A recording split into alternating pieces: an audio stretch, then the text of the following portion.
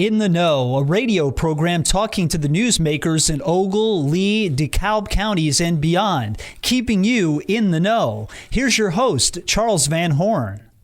Good morning, and joining us on the phone, Comptroller Susana Mendoza from the state of Illinois, our very own land of Lincoln. Good morning. Good morning. How are you, Charles? Doing great. Thank you for being with us.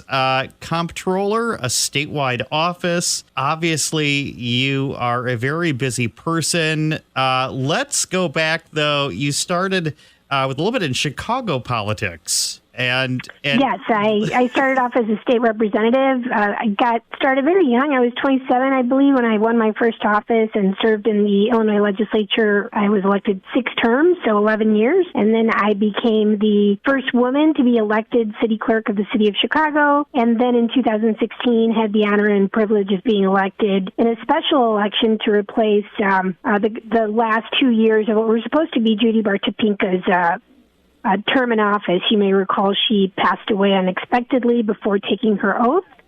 And so the governor at that time, Governor Ronner, was given a 2-year appointment. There was a special election to decide the last 2 years of a 4-year term. I was elected, and now I've been elected 2 more times since then to serve as your state's chief financial officer. So thank you for having me. And enjoying the quiet life in Springfield. Yeah, right. So being comptroller, you are responsible for a lot of things involving residents and their money. And let's talk a little bit about what a comptroller does. What are like the month-to-month activities that you do in that office? So the comptroller for the state of Illinois is the state's chief financial officer. It's my job to manage all of the state's fiscal accounts. So, when you hear about these, budget conversations and what that means, like a $54 billion general fund or a $54 billion budget, those are all the dollars that I have to manage to make sure that we are paying all of our bills, and not just that we're paying them, but that we're paying them timely. I'll give you an example of how challenging this job was when I first took it. We had a backlog of unpaid bills back in the early months of 2017. I got elected at the very end of 2016. And so in 2017, I had to manage through a backlog of unpaid bills of almost $17 billion. That's with a B, Charles. Oh, wow. Yeah, it seemed like an impossible task, but I got to work, and there's lots of financial tools and things that I had to use and fight for to get in order to do my job better. But I was able to pay down that backlog of unpaid bills about, I want to say, close to 3 years ago, before getting a penny of federal ARPA stimulus dollars into the state of Illinois because of the pandemic. So it's just a lot of hard work, strategic management of the finances, which is like fancy speak for saying I'm working hard to protect your hard-earned tax dollars and make sure that they're being managed correctly. That's my job, and I take it very seriously. And you're balancing the big checkbook. The other important thing is when I first took office, so back in those days of December 2016, the average, this is the average delay on getting vendors who do business with our state paid their state dollars for services that they had already rendered to our state. The average delay was 210 days. Businesses, it's brutal. That's like 9.5 months in real people time. But for the last 3 years, I've been actually paying our bills faster than the private sector. My oldest bill today, not the average, the oldest bill is 13 days old. So I'm super proud of how I've really, with my staff, which is amazing, just turned around the way we do business here in Illinois. I want businesses to know that we value them, that we're going to pay them on time for delivering services dutifully to our state, and that this is a state that you can actually trust doing your business and growing your business in. That's the goal. Well, if the oldest bill is 13 days, you're making me look bad. That's all I have to say. Good. That's my goal. Is I want everybody to be looking to pay as quickly as we do. That's a real massive turnaround in how we think about our state. So that's all good news. Now, you have been cautioning folks about scammers. There are unscrupulous people out there, as shocking as that may be, who want to try to separate people from their hard-earned money. And one way they do that is to try to impersonate Illinois government agencies. And you have a couple of warnings about that. Yeah, and even worse yet, right now, it's not even so much Illinois government entities that they're trying to impersonate. They're impersonating the Internal Revenue Service, which is the IRS, right? A name that everyone is familiar with. And there are several pretty sophisticated scams going out there that we want to warn the public about, to be on the lookout to not fall for them. I'll walk you through a couple of them. The one that's really prevalent right now is that these scammers will send you an envelope. It's like a cardboard envelope with they'll do this in the mail, of course, and there will be a note inside that looks to be IRS letterhead, right? So it looks very official, has the logo from the IRS, which, of course, they're stealing and using inappropriately, but you wouldn't necessarily know that. And so you read this letter, and it'll talk about having an unclaimed refund coming your way. And so this is kind of the carrot approach, not so much the stick, but they lure you into thinking that you're owed money from the government. And so in order to get it, you have to send a copy of your driver's license, your social security number, other personal identifying information, things that you should never, ever share with anyone, and much less, on something like this where they're asking you for that. The IRS would never, ever ask you to send those documents in the mail. And these unclaimed refunds are nothing more than a scam and a hoax. So please don't fall for that. But also, whenever you get a letter that looks official, keep an eye out for typos or poorly worded phrases, fonts that don't match up. They're somewhat sophisticated, but not that sophisticated. Just try not to be naive, and don't get scared if you get a letter. Verify directly with the with the Internal Revenue Service if this communication is legitimate or not. And you can easily do that by checking on their website. Illinois State Comptroller Susana Mendoza joining us this morning, cautioning you about various tax issues that could pop up where somebody tries to separate you from your hard-earned money. Scammers are just doing all sorts of crazy things, and this is just the tip of the iceberg. From the other phone scams as well, I understand, where they'll call you and they'll prey upon you, making claims that you owe various entities money. So I have to ask this straight up. You're in charge of the purse strings in Illinois. Does the state of Illinois accept iTunes cards or Google Play cards as payment for back taxes? No, we do not. And it's a great question. No, we don't. We don't accept monopoly money either, unfortunately. But yes. And by the way, I know that sounds funny, but the reality of it is that you were just talking about these telephone scams. Have you actually ever gotten one of these calls? Because I have. Yeah. I'm just curious if you have. I have as well. They are persistent, and you can trip them up pretty easy.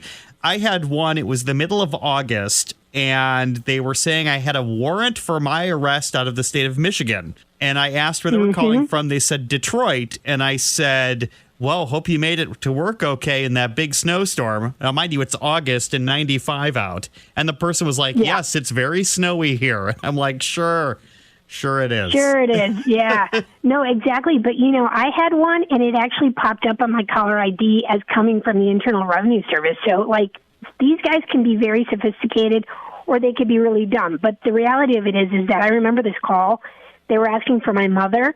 She's an elderly person, of course.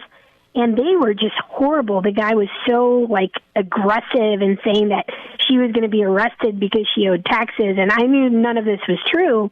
I, of course, told him what he could do with his threats, right? And essentially told him to get lost in not very nice way. But my point is, I knew that was a scam, but how many seniors could fall for something like this very easily? And there's right now one of these IRS scams is very similar to that, where they'll call and aggressively say that you'll be arrested if you're an immigrant, that you might be deported, right? And they actually ask you talked about different, crazy ways of paying.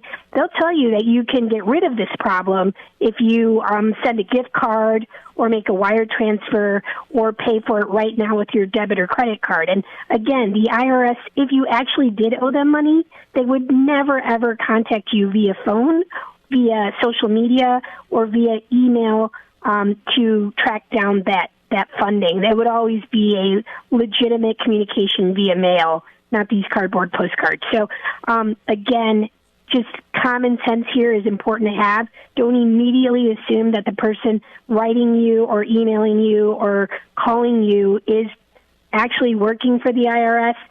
99% of the time, this is going to be a scam, and so we just want to make sure that you yourself are protecting your personal identity as much as you should, especially during tax season. And if you ignore all of the IRS correspondence long enough, they'll meet you in person.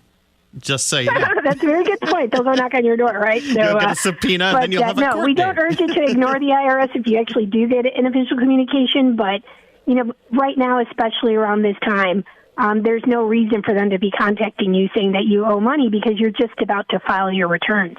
Yeah. Yeah, it's crazy to think that, people by nature, you don't want to be in trouble. So you just take the easy way out to make things go away. And these scammers prey on that sort of basic human emotion of, I will just make this go away. Thank you so much for that great information. Illinois Comptroller Susana Mendoza on the phone. What does your office have coming up in the next few months? What are you excited about that's in the pipeline for the state of Illinois? So I will say specific to what we just talked about, because we talked about a lot of bad stuff that can happen, we have something really good that we want to share with the public, and that's that once you actually do file your taxes, instead of calling the Department of Revenue or calling the Comptroller's office, people get confused on the nuance here, right? You file your taxes with the Department of Revenue for the state, but it's the Comptroller's office that actually issues you your payment, either electronically or via mail, right, with a check. But our office cannot issue that payment until it's already been processed by the Department of Revenue. And so they can take quite a bit of time to actually process your return. So if you call my office, we wouldn't be able to tell you that your return's out if it hasn't been sent to me yet, right, for payment. So what we've decided to do is try to not have you waste time making these phone calls tracking down your refund, and we'll do it for you. So we've created a page on our website. It's a secure site, and the feature is called Find My Refund. So you would go to the Illinois Comptroller's website and go to Find My Refund. You'll just put in a little bit of information on there, and then we will, the second we get that voucher sent to us for payment from the Department of Revenue, we will contact you either through a text or email, depending on how you ask to be contacted, and we'll update you that it's on its, it's in our possession. And within 24 to 48 hours, we will go ahead and issue that payment to you either electronically or via mail, but we'll let you know it's coming so that you can keep an eye on your mailbox or you can keep an eye on your checkbook, right? And so we don't want you wasting your precious time trying to track down this issue. Let me worry about that.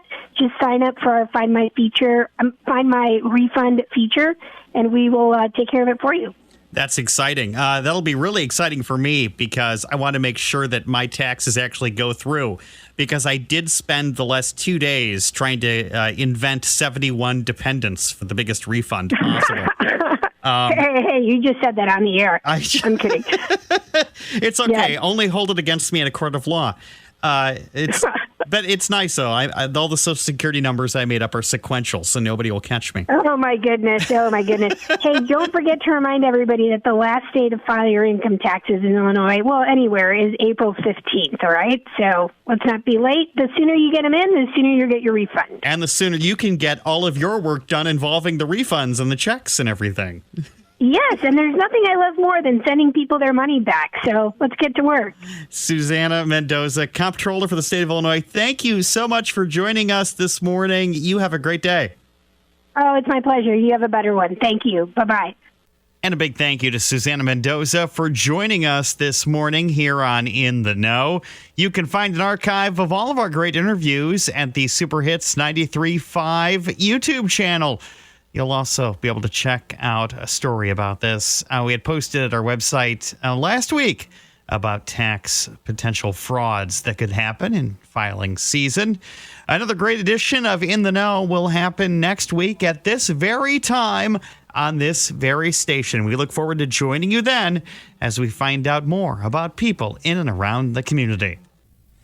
Thank you for listening to this week's In the Know. The program returns next week at this time with another great conversation with someone from your community.